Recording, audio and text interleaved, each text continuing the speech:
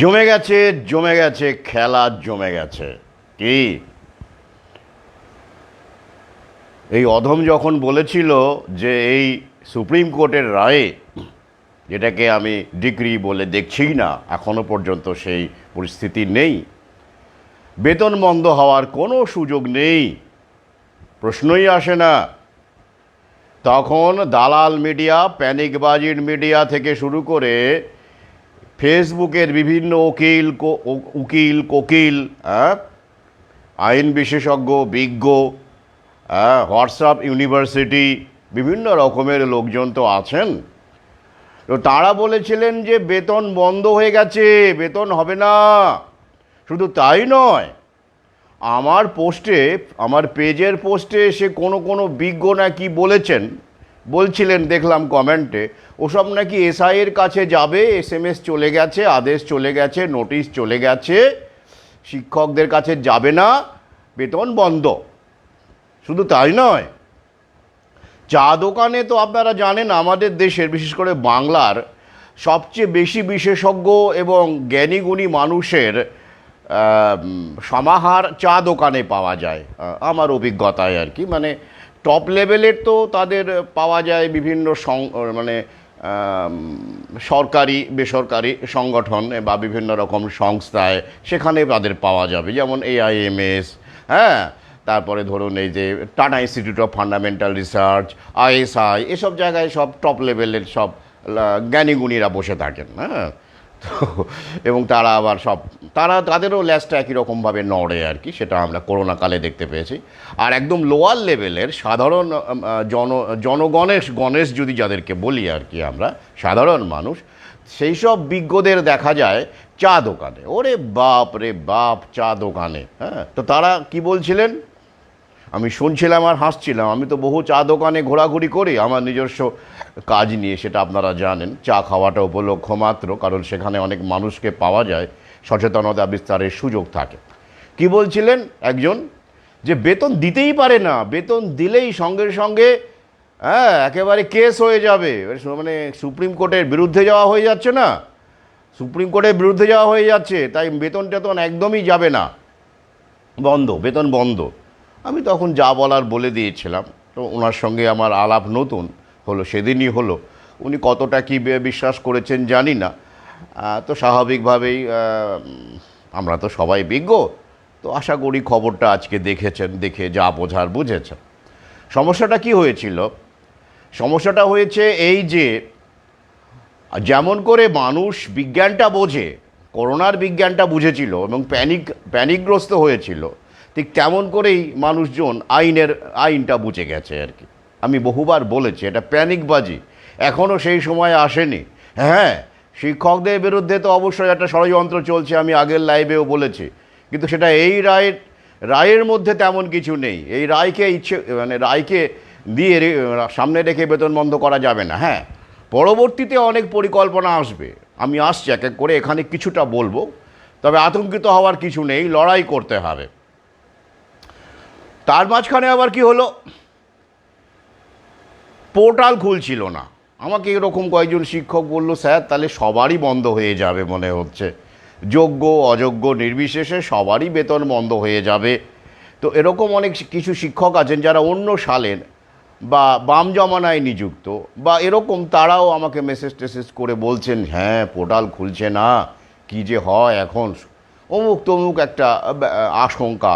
আমি বলেছিলাম এটা প্যানিক কিছু নয়, ওটা ইচ্ছে করে করা হচ্ছে বা টেকনিক্যাল কোনো কারণে এটা করা হচ্ছে, ও খুলে যাবে, কোনো চাপ নেই, সবার বেতন হবে। ঠিক তাই হলো, খবরটা নিশ্চয়ই দেখেছেন, তাই হলো, বেতন বন্ধ হয়নি। তাহলে এই অধমই কিন্তু একমাত্র, আপনারা যদি আমার প্রথম ভিডিও এবং পোস্ট দেখে থাকেন এই বিষয়ে ফেসবুক পেজে এবং ইউটিউবে, তাহলে দেখবেন যে বেতন বন্ধ হবে না, এই অধম স্পষ্ট করে জানিয়ে দিয়েছিল। এই পরিপ্রেক্ষিতে তো প্রশ্নই আসে না। ঠিক আছে, মিলে গেল। এই লাইভে কি শুধু এইটুকু বলার জন্য এসেছি? না, আরও কিছু বলি, এসেছি যখন আরও 10-15 মিনিট কিছু বলি, সেগুলো অবশ্যই বেশ ইন্টারেস্টিং।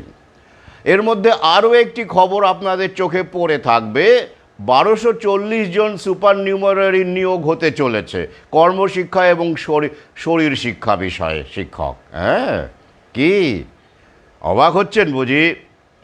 আমি আগের ভিডিওতেই লাইভেই বলেছিলাম যে সুপার নিউমারারির বিষয়ে সুপ্রিম কোর্ট বাধা দিতে পারে না, আইনগতভাবে পারে না। এটা সঞ্জীব খান্নার বেঞ্চ জানিয়েই দিয়েছিল যে ওটা সংবিধানের বাইরে নয়, সাংবিধানিক নয়।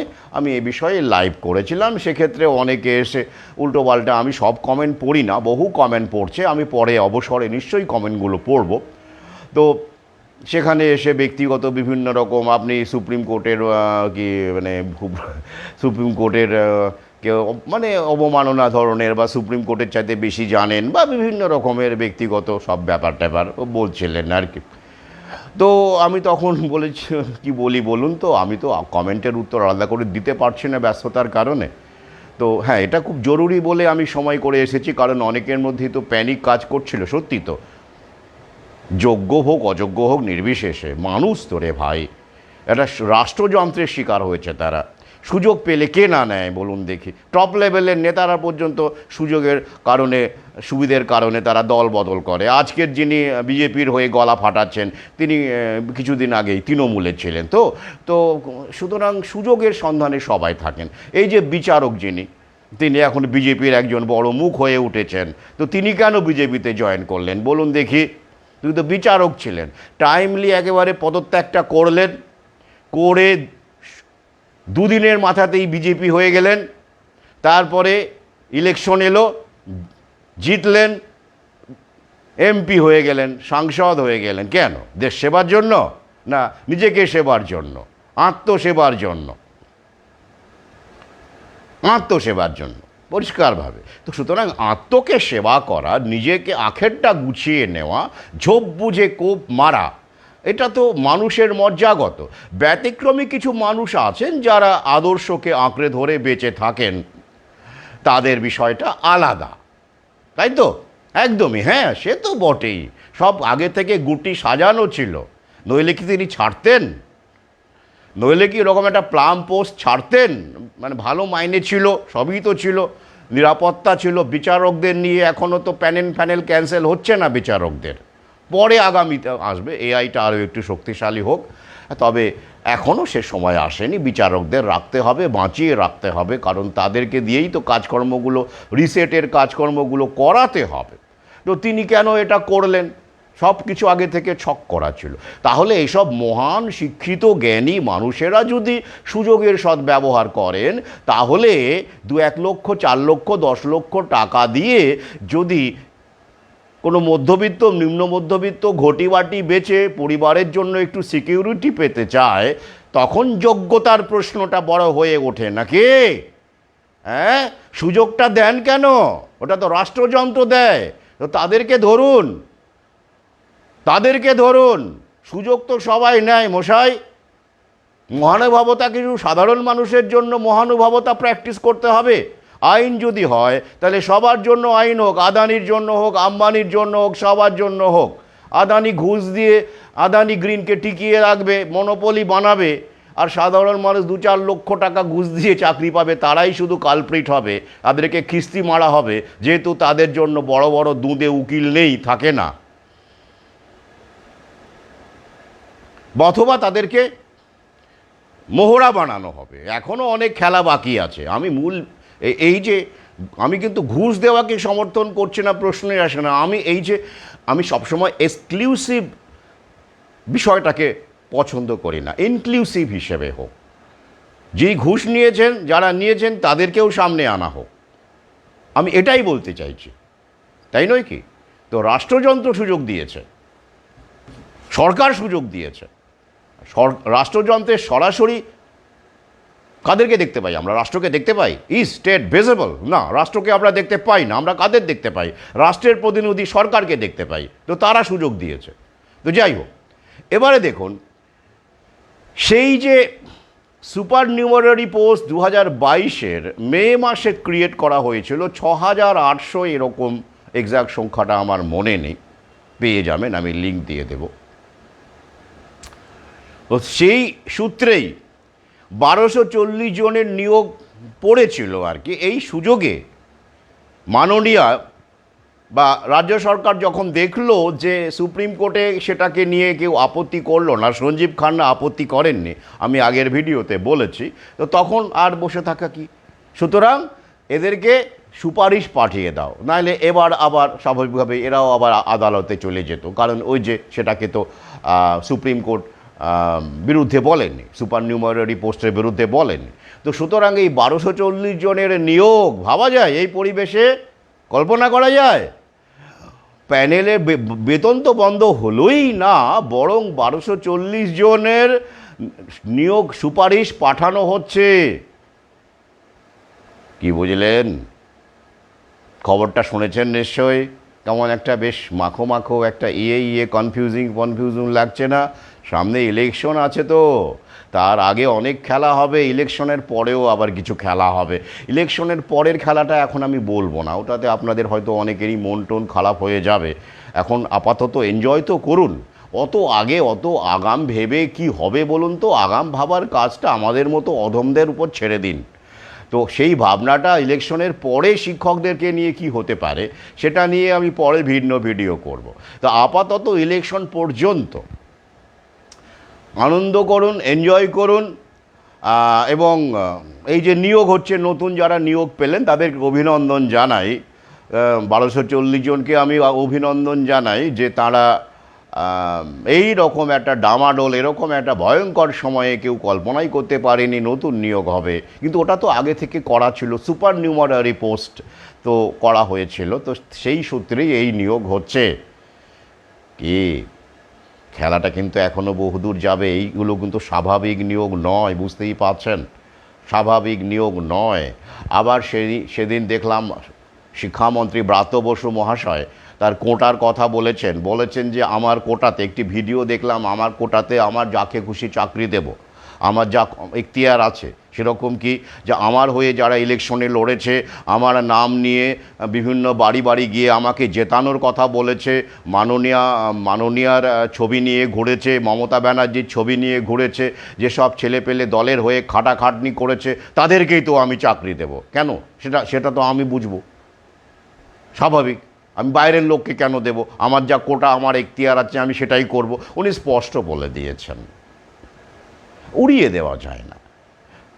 আমরা তো ব্যতিক্রম বাদ দিয়ে যোগ্যতাকে বা তথাকথিতভাবে মেধাকে কজন দেখি বলুন তো? আমরা আমাদের স্বজন পোষণটা তো একদম রাজনৈতিক লেভেল বাদ দিলেও নিজেদের পরিবারের মধ্যেও তো আমরা স্বজন পোষণ দেখতে পাই, পক্ষপাতিত্ব দেখতে পাই। ন্যায্য কথা বলা ছেলেটির চাইতে তোষামোদ করা ছেলেটিকেই অনেক মা পছন্দ করেন তো ব্যতিক্রম থাকতে পারেন, আমি ছবিটার কথা বলে দিলাম।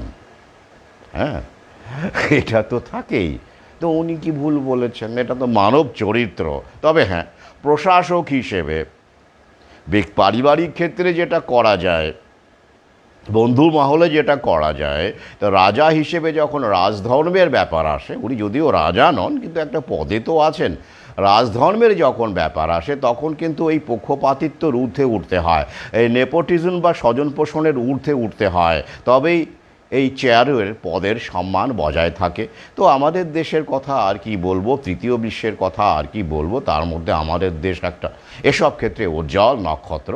তো সেক্ষেত্রে এরকমের বয়ানবাজি আমরা আশা করতেই পারি, এটা খুবই স্বাভাবিক। তো যাই হোক, তাহলে 1240 জনের নিয়োগ সুপারিশ করা হয়েছে। আর কি এর মধ্যে খবর হলো কি, এর মধ্যে আরও একটি খবর হলো। কি খবর হলো? অযোগ্যরা এবার পথে নামবে। বলেছিলাম না যোগ্য অযোগ্যের কাজিয়া, আসলে বলা উচিত ওই যে বৈধ নিয়োগ অবৈধ নিয়োগ। তো কিন্তু প্রশ্ন হচ্ছে, আবার এখানেও একটা খেলা শুরু হয়ে গেল। আমি আগের ভিডিওতে বলেছি যে যেইমাত্র সুপ্রিম কোর্ট সুপার নিউমারারি পোস্টে আপত্তি করলো না, এবং সেটা যদিও দলগতভাবে এখন নিয়োগ হয়েছে, কেন এটা প্রশ্ন আসতে পারে, আমি আগের ভিডিওতে বলেছি, কিন্তু টেকনিক্যালি সুপার নিউমারারি পোস্ট নিয়ে সংবিধানের বাইরে এটা এমন কিছু বলা যাবে না, সেটা সঞ্জীব খান্না জানিয়ে দিয়েছেন। তো অতএব সেই হিসেবে তো এই দিক থেকে অযোগ্য প্রমাণ করাই যাবে না। কী করে প্রমাণ করবেন? এবার এই অযোগ্য বলে যাদের চিহ্নিত করা হয়েছে, খবরটা সেভাবে এসেছে, আমি লিঙ্ক দিয়ে দেবো, দেখে নেবেন। পশ্চিম মেদিনীপুরের প্রেস ক্লাবে তারা সমবেত হয়ে তারা জানিয়েছেন যে আমরা যে অযোগ্য তার কোনো প্রমাণ সুপ্রিম কোর্ট দিতে পারেনি। সত্যিই তো দিতে পারেনি, কিছুই তো নেই, সবই তো লোপাট, সবই তো লোপাট। কিছু কিছু আছে OMR সিট ফিট কি নাকি, তাও আবার আমাদের সামনে আনা হয়নি। কেউ বলে সবকটাই পেয়েছে গাজিয়াবাদ থেকে, নাইসা আধিকারিকের বাড়ি থেকে সব OMR সিটি পাওয়া গেছে এবং ট্যাম্পারগুলোও পাওয়া গেছে। আবার কেউ বলেন না না সব পাওয়া যায়নি, কিছু কিছু পাওয়া গেছে, মানে এইসব আর কি চলেছে। তো সরকার তো সবই জানেন, জানেন তো, জানেন। শুধু তাই নয়, রাজনৈতিক বিরোধী টপ লেভেলের নেতারা তারাও জানেন, ভেতরে ভেতরে সব আন্ডারস্ট্যান্ডিংয়ে কাজ হয়। আমি এটা আগের ভিডিওতে বলেছি, সেটিং ব্যাপারটা থাকলে কিন্তু বিপদের বিষয় আছে, সে সম্ভাবনাই বেশি। তো যাই হোক, তাহলে এটা কি দাঁড়াবে এবার? সাবধানে আমি অনুরোধ করব শিক্ষকদের সবাইকে, সবার কাছে তো আমার বার্তা পৌঁছচ্ছে না। এই যে ধরুন সামনে যেটা হবে, এই তথাকথিত অযোগ্যরা যে পথে নামবে, দেখা গেল তথাকথিত যোগ্যরাও পথে নামবে। এবার দুটোর ক্ল্যাশ, মিছিলের মুখে সামনাসামনি পড়ে গেলেই মারামারি হাতাহাতি যেন না হয়, সেইটা দেখবেন। দেখুন প্যানেল খেলাটা দেখুন, এভাবেই তো ডিভাইড অ্যান্ড রুলের খেলাটা হয় এবং রাজনৈতিক দল জুটে যায়। রিসেটটাকে করতে হবে তো। দেখুন ২৬,০০০কে মানে ২৫,৫৫২ বা ৫৩ যাই হোক, ৭৫২ বা ৫৩ যাই হোক, তো এই যে ব্যাপারটাকে টোটালটাকেই কিন্তু বাতিল করা হয়েছে সুপ্রিম কোর্ট। সেখানে কিন্তু সে অযোগ্য যোগ্য অযোগ্য কোনো ফারাক করেনি, কোনো রকম নির্দিষ্ট সুনির্দিষ্ট তালিকাও দেয়নি, কিছু করেনি, আলাদা করে ট্রিটমেন্ট করার কথাও বলেনি। বলেছে কি বলেনি, তা সত্ত্বেও দেখুন বাস্তবে আমরা দেখতে পাচ্ছি রাজনৈতিক দলের মুখে মুখে বা বিভিন্ন ক্ষেত্রে মিডিয়ার মুখে মুখে যোগ্য অযোগ্যটা খেলা করছে এবং খেলাধুলা করছে। এবং এই পথে নামার ব্যাপার চলে এলো, মেদিনীপুর প্রেস ক্লাবের বিবৃতি দিলেন কয়েকজন।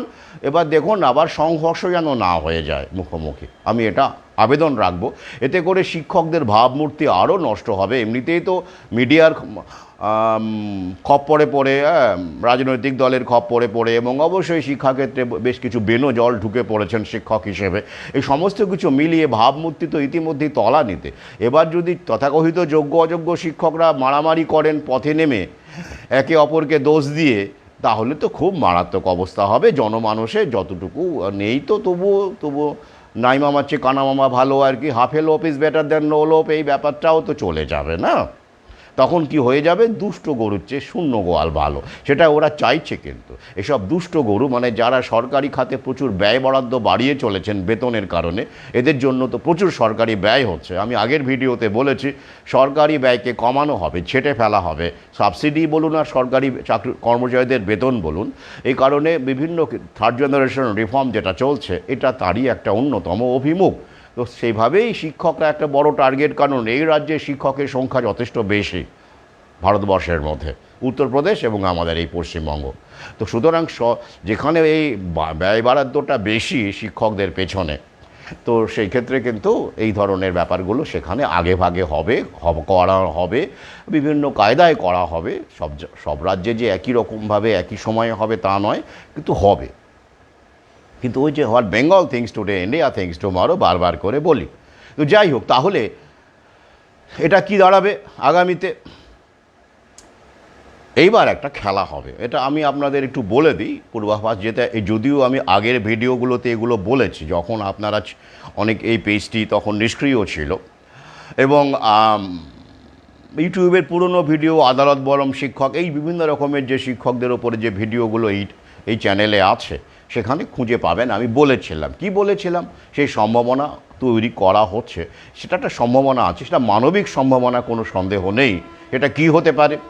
এই ধরুন যোগ্য অযোগ্য কাজিয়া তো আগামীতে তুঙ্গে উঠবে, তোলা হবে, মিডিয়ায় তুলবে আর কি। তারপরে কি হবে? আপাতত বেতন কোনো কারোরই বন্ধ হচ্ছে না, চলবে ইলেকশন পর্যন্ত, তো কোনো গল্পই নেই বন্ধ হওয়ার, কোনো প্রশ্নই আসে না। রিভিউ হবে, সব চলতে থাকবে। বিক্ষোভ, রাজনৈতিক দল, ব্রিগেড সমাবেশ আছে দেখবেন বিভিন্ন ইস্যুকে কেন্দ্র করে, 20 তারিখে সম্ভবত এপ্রিলের, সিপিএমের বা ওই সিটুর ব্রিগেড সমাবেশ আছে, মানে এগুলো এখন ব্যাপকভাবে ইলেকশন আসছে তো এগুলো বিভিন্ন, এই ইস্যুটা একটা গুরুত্বপূর্ণ ইস্যু, সেগুলো নিয়ে চলবে, এরা জল ঘোলাঘুলি চলবে। তারপরে কি হবে, আলটিমেট লক্ষ্য কী হবে, অনেকে আমাকে বারবার জিজ্ঞাসা করেছেন।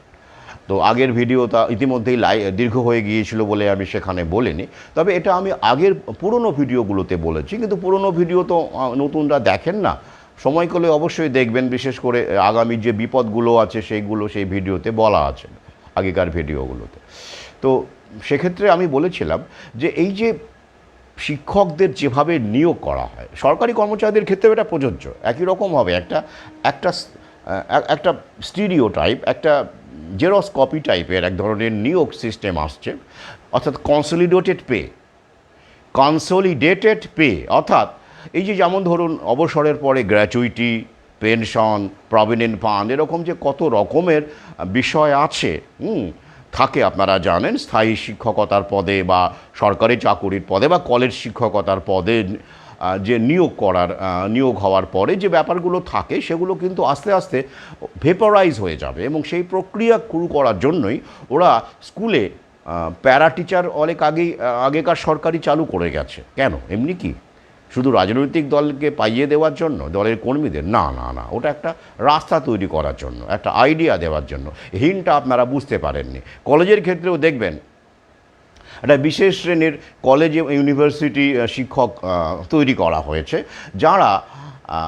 যাদের প্রভিডেন্ট ফান্ড পর্যন্ত নেই, আমি যতদূর জানি। পেনশন, প্রভিডেন্ট ফান্ড এসব তেমন কিছু নেই আর কি। শুধু গ্র্যাচুইটি আছে নাকি, 60 বছর পরে 5 লক্ষ টাকার গ্র্যাচুইটি রয়েছে, তাও 60 বছর পূর্ণ করতে হবে, নাহলে তারা পান না। কত বেতন পান? 20,000 টাকা বেতন পান। এরাই কিন্তু, এদেরই সংগঠন গতকাল শিক্ষা ভবন অভিযান চালায়, পুলিশ সেখানে মারধর করে বা ধরপাকড় করে, সেখানে আমি অনেককেই দেখতে পেলাম, যারা অধ্যাপিকা তারা প্রতিবাদ করছেন, তাদের বেতন বৃদ্ধির দাবিতে প্রতিবাদ করছেন। তাহলে ভাবতে পারেন, কোনোদিন ভেবেছিলেন যে অধ্যাপিকারা বেতন বৃদ্ধির জন্য আন্দোলন করছেন? আমরা তো জানি অধ্যাপিকারা যথেষ্ট ভালো বেতন পান, সাধারণ মানুষ কিন্তু সেটাই জানেন। সেরকম লেভেলে গেলে 1 লাখ বেতন পাওয়া কোনো বিষয় নয়, বা তার কাছাকাছি। মানে এমনিতেই তো আপনারা জানেন হাই স্কুলের শিক্ষকরা একটা 10 বছর পরে কীরকম বেতন পান, তো অধ্যাপিকাদের ক্ষেত্রে তো সেটা আরও বেশি হওয়ারই কথা, বাস্তবেও তাই। কিন্তু এরা মাত্র 20,000 টাকা বেতন পান কেন? ওই যে একটা বিশেষ স্কিমে এদেরকে নিয়োগ করা হয়েছে। এ নিয়ে পরবর্তী লাইভে বিস্তারিত বলবো। অর্থাৎ কলেজ বিশ্ববিদ্যালয়ে এরকম একটা শ্রেণী তৈরি করা হয়েছে, যাদের নামমাত্র বেতন দিয়ে, কোনো রকম অবসরকালীন সুযোগ সুবিধে না দিয়ে কাজ করিয়ে নেওয়া যাবে। 20,000 টাকা বেতন। ঠিক তেমন করে স্কুলেও প্যারা টিচার নামক একটি গোষ্ঠী তৈরি করা হয়েছে, যেটা আগেই করা হয়েছিল। আগের সরকার যাদেরকে মাত্র 13,000 টাকা বেতন দিয়ে কাজ করিয়ে নেওয়া যাবে। তাহলে ওখানে 20, কলেজ বিশ্ববিদ্যালয়ের ক্ষেত্রে 20,000, স্কুলের ক্ষেত্রে 13,000, যতটা আমি জানি আর কি, ভুল হলে মার্জনা করবেন। তাহলে এটা কেন করা হয়েছিল? শুধুমাত্র চাকরি দেওয়ার জন্য? না না না, এটা আগামীর একটা দৃষ্টান্ত হিসেবে কাজে লাগানোর জন্যই করা হয়েছিল। তাহলে আগামীতে আমরা কি দেখতে পারি? তৈরি থাকুন মানসিকভাবে, এখনই সে সময় আসেনি, তৈরি থাকুন। কি করা হতে পারে? যারা শিক্ষকতার, আপাতত 26,000 নিয়েই কথা বলি, তাদের মধ্যে যারা শিক্ষক আছেন বা শিক্ষাকর্মী আছেন, এরপরে অন্যান্য প্যানেলগুলোকেও টানাটানি হবে, কিন্তু প্রাইমারির প্যানেল লাইনে আছে 2016, তো প্যানেল লাইনে আছে, সব প্যানেলেই টানাটানি বিভিন্ন রকম কায়দা করে করা হবে, যতটা করা যায় আর কি, ওরা চেষ্টা করবে, কিন্তু তৈরি থাকবেন মেন্টালি। তো সেক্ষেত্রে তারা কি করবে? এইগুলোকে একটা ওই যে ডুবে যাচ্ছেন, উদ্ধার করতে হবে, কি হবে, এমন একটা মানসিক পরিস্থিতি, চাকরি চলেই গেল। এইবার আপনাকে মাথা ডোবা জল থেকে তুলে এনে গলা জলে দাঁড় করিয়ে দিয়ে বলা হলো, এই যে বাঁচিয়ে দিলাম। হ্যাঁ, গলা জলে থাকবে না, ডুববেন না, বেঁচে থাকবেন, কিন্তু গলা জলেই আপনাকে আজীবন কাটাতে হবে। কি, চাকরিটা গেল না, মানে মাইনেটা বন্ধ হলো না, মানে থাকবে আপনাদের, কিন্তু ওই কনসলিডেটেড পে, অর্থাৎ সুযোগ সুবিধে, অবসরকালীন সুযোগ সুবিধে এগুলো দেওয়া যাচ্ছে না। আপনারা তো অবৈধ শিক্ষক, পুরো সুপ্রিম কোর্টই তো আপনাদের প্যানেল বাতিল করে দিয়েছে। তো তারপরেও আপনারা যে মানে সব রাজনৈতিক দলটল মিলে মানবিকতার খাতিরে সুপ্রিম কোর্টের রায়কে রিভিউ করে, বা আমরা শাসক শ্রেণী যারা রাজ্য সরকার আছি, তো আমরা মানবিকতার খাতিরে আপনাদের রাখতে চাইছি। আপনাদের চাকরি তো চলেই গেছিলো, আমরা তো আপনাদের কি খেলা উদ্ধারকারী পরিত্রাতার ভূমিকাটা বুঝতে পারছেন তো। তখন কি হবে? তখন একটা কনসলিডেটেড পে দিয়ে আপনাদেরকে, এখনও সে সময় আসেনি কিন্তু, এটা আমি সম্ভাবনার কথা বলেছি, মানবিক সম্ভাবনা, humanitarian possibility, or you better say possibility deriving out of humanity। তো যাই হোক, তো এই মানবিকতার জায়গা থেকে এমনও হতে পারে যে হয়তো প্যারা টিচারদের বেতন কিছুটা বাড়ানো হলো, 13,000 থেকে বাড়ানো হলো, কিছুটা 20,000 করা হলো। ইউনিভার্সিটি শিক্ষকদেরও বেতন অবশ্যই আগামীতে বাড়বে, ইলেকশন আসছে না, বাড়বে। তারপরে কি হলো, এই টিচারদেরকে টোটাল আস্তে আস্তে ওই দিকেই নিয়ে যাওয়া হলো। আমি বারবার করে বলেছিলাম যে সরকারি ব্যয় বরাদ্দ কমাতে হবে।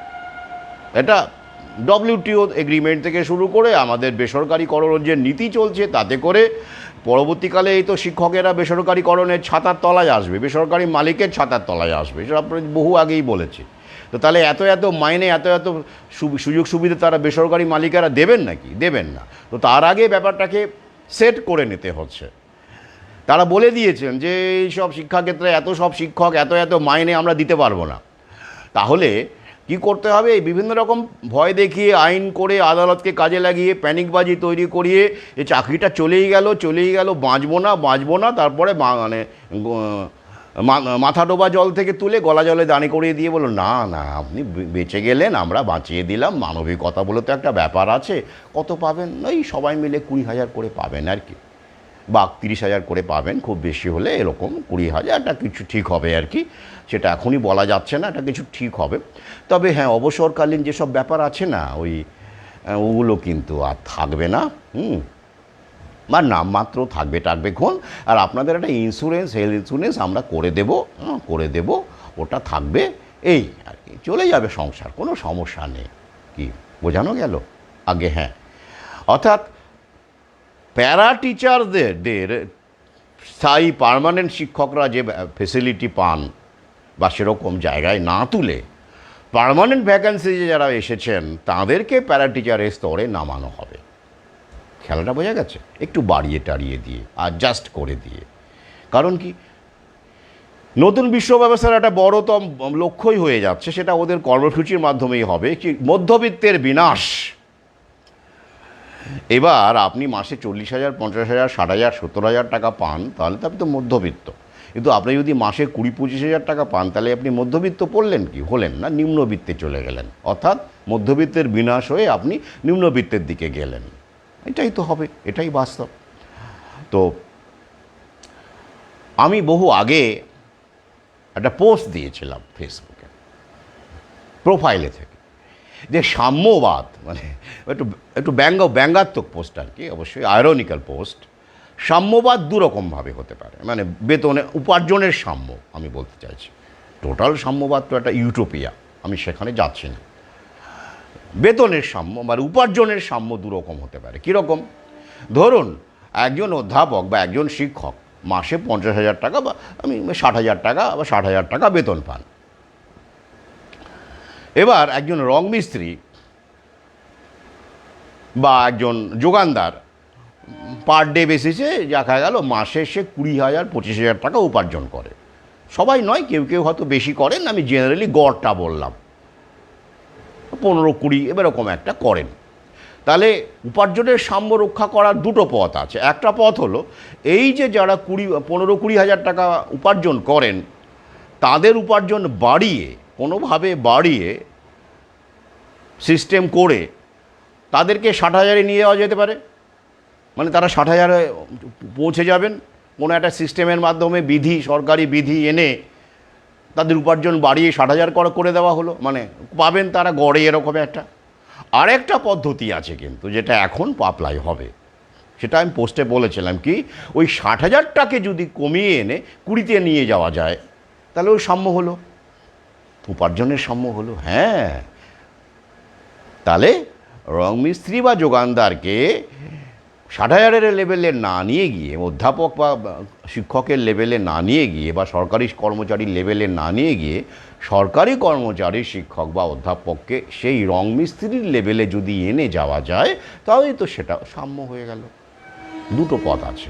এবার বুঝতেই পারছেন এখানে কোন পথটা উপার্জনের সাম্য। যে অনেকে বলেন, কেউ কেউ বলেন যে নতুন বিশ্ব ব্যবস্থা কমিউনিজম প্রতিষ্ঠা করবে, এক ধরনের কমিউনিজম। টপ লেভেলে আদানি আম্বানি তো আর কমিউনিস্ট হয় না। আর কমিউনিজম ব্যাপারটা যে কী আসলে সে নিয়ে আমার বইপত্রে যথেষ্ট আলোচনা আছে। গ্রিগরি রাসপুটিনে লিখেছি, বিভিন্ন প্রথম খণ্ডেও লিখেছি। তো যাই হোক, সেটা ভিন্ন প্রসঙ্গ। তাহলে এই হলো মধ্যবিত্তকে এইভাবে একটা পর্যায়ে, সরকারি কর্মচারী বিশেষ করে, আর কর্পোরেট লেভেলে তো একদম টপ পেইং যারা লেভেলের লোকজন থাকবেন, একদম লোয়েস্টের লোকজন থাকবেন, মাঝামাঝি থাকবেন না। কারণ এআই চলে এসেছে, মেশিন লার্নিং, রোবোটিক্স চলে এসেছে। যারা এই বিষয়গুলো নিয়ে বিশেষজ্ঞ এবং এগুলোকে ফিট করতে পারবেন তারা একটা ভালো স্যালারি পাবেন, টপ লেভেলে থাকবেন। আর যারা একদম লেভেলে নিজে পিয়ন চাপরাশি, এরা তো থাকবে। এদের তো রোবট দিয়ে করাতে গেলে তো মেনটেনেন্স কস্টই পোষাবে না। তাহলে আর মাঝের যারা, তাদের আস্তে আস্তে আস্তে আস্তে তাদের দরকারই পড়বে না, কারণ সেই কাজটা পুরোটাই এআই নিয়ে নেবে আর কি। সেটা হয়ে চলেছে ইতিমধ্যে। আপনারা দেখেছেন যে ইতিমধ্যে 42 লক্ষ মানুষ জীবিকা হারিয়েছেন সাম্প্রতিককালে। মানে করোনাকালে কোটি কোটির কথা ছেড়ে দিন, কিন্তু এই যে খবর এসেছে বিগত 2-1 মাসের মধ্যেই 42 লক্ষ ভারতীয় চাকরি হারিয়েছেন। তাই তো, কেন? উত্তরটা আপনারা জানেন। তো যাই হোক, আজ এই পর্যন্তই। আবার অনুরোধ করব, স্কুলে যেমন যাচ্ছিলেন যান, এই যে বেতন হয়ে গেল, ঐক্য রাখুন। শিক্ষকদের মান সম্মান আপনাদের হাতে নির্ভর করছে। মিডিয়া সুযোগ পেলেই কাজে লাগাচ্ছে। হিংসা, ভায়োলেন্সে এখন যাবেন না, কারণ কাকে মারবেন? মারার লোক আপনার সামনে নেই। আপনার সামনে ফাউচি নেই, আপনার সামনে জায়নিস শক্তির কোনো মুখ নেই, রকাফেলার নেই, রসচাইল্ড নেই, বিল গেটস নেই। মারবেনটা কাকে? নিজেদের লোককেই মারতে হবে, নিজেদের মধ্যেই মারামারি করতে হবে, তাই নয় কি? পুলিশকে মারবেন, পুলিশ আপনাকে মারবে। পুলিশও তো আদানি আম্বানির ছেলে পুলিশ হয় না। আপনাদের মতো নিম্ন মধ্যবিত্ত ঘরের ছেলে পেলেই পুলিশ হয়, আর্মিতে জওয়ান হয়, মারামারি করে, যুদ্ধক্ষেত্রে গিয়ে মরে। টপ লেভেলের যারা আর্মিতে বসে থাকেন, চিফ অফ স্টাফ, তারা যুদ্ধক্ষেত্রে মরেন না। তো সুতরাং মারামারিটা কাদের সঙ্গে করবেন সেটাও ভাববেন আর কি। হ্যাঁ, তো ওই যে প্যানিকে পড়ে গিয়েছিলেন, মাইনে বন্ধ হয়ে যাবে, রাজনৈতিক দল বা বিভিন্নভাবে মিডিয়া সেটা করছিল। সাবধান, মিডিয়া থেকে সাবধান। মিডিয়া মানেই কিন্তু পেড মিডিয়া। এরা বিভিন্নভাবে বিভিন্ন এজেন্ডাকে কাজে লাগানো, থেকে পয়সা দেওয়া হয়। করোনাকালে সেটা প্রমাণ হয়ে গেছে। প্যানিকবাজি তো আর একই রকমভাবেই করেছে, আরও বেশি করে প্যানিকবাজি করেছে। তাই ঐক্য রাখুন, অযোগ্য অযোগ্যের কাজিয়ার মধ্যে পড়বেন না। স্কুলে যান, মনে জোর রাখুন, আর পড়ুয়াদের একটু ভালো করে পড়ানোর চেষ্টা করুন, আন্তরিকভাবে পড়ানোর চেষ্টা করুন, অনুগ্রহ করে। আমি জানি আপনারা পড়ান, কিন্তু ফাঁকিবাজি তো আমাদের মধ্যে কারো মধ্যে থাকে। তাদেরকে আমি ভাবতে বলবো, পুনর্বিবেচনা করতে বলবো। এবং আবার বলবো, আপনি ইংলিশ মিডিয়ামে যেখানেই যত টাকা খরচা করে সন্তানকে পড়ান না কেন, আগামীতে কিন্তু সময় যেটা আসছে খুব ভয়ঙ্কর। স্কিল বেসড পড়াশোনা করান, যাতে নিজে কিছু করতে পারে। সরকারি চাকরির আশা নিয়ে পড়াশোনা করাবেন না। তাই ইংলিশ মিডিয়ামই হোক আর বাংলা মিডিয়ামই হোক, ব্যাপারটা কিন্তু পরবর্তীকালে এক হয়ে যাবে, একাকার হয়ে যাবে। তাই অত্যধিক পয়সা খরচ করে, ডোনেশন দিয়ে, তথাকথিত নামি দামি স্কুলে পড়িয়ে পথে বসে কোনো লাভ নেই। এন্ড রেজাল্ট একই দাঁড়াবে। তাই সরকারি স্কুলে পড়ান, বাড়িতে কোনো ভালো গৃহশিক্ষক রাখুন, সম্ভব হলে নিজেরা পড়ান, সরকারি স্কুলে পড়ান। তাহলে অন্তত আরও কিছুদিন সরকারি স্কুলগুলো টিকে থাকবে। আর স্কুল টিকে থাকলে তবেই তো আপনারা থাকবেন। স্কুল উঠে গেলে, বাগান উঠে গেলে মালি লাগে না। এটা আমি আগের ভিডিওতে বলেছি। সঙ্গে থাকুন, ভালো থাকুন। প্রশ্ন থাকলে অবশ্যই করুন। আজ এই পর্যন্তই।